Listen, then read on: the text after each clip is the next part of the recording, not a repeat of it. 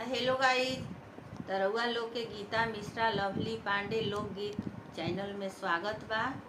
तो देखिए एगो बहुत सुंदर बहुत प्यारा एगो गीत लेके हम दुर्गा जी के आ गई बनी। तरौआ लोग हमारे गीत के सुनब आ कमेंट में ज़रूर बताइब कि कैसन ई गीत लागल है। आप फुल वॉच करके देखब तब मज़ा आई देखे में कि गीत कैसन आई लागल है। तो जाता रथावे के मेला हो, घरवा में छोड़ के अकेला हो।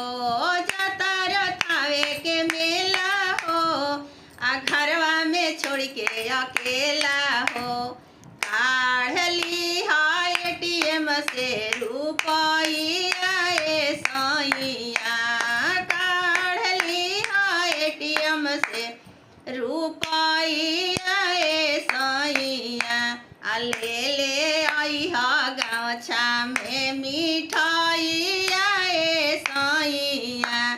ले ले आई हा गाछा में मिठाइया ए सैया। जाता रथावे के मेला हो, हमरा के छोड़ के अकेला हो। जाता रथावे के मेला हो, घरवा में छोड़ के अकेला हो। काढ़ ली हा एटीएम से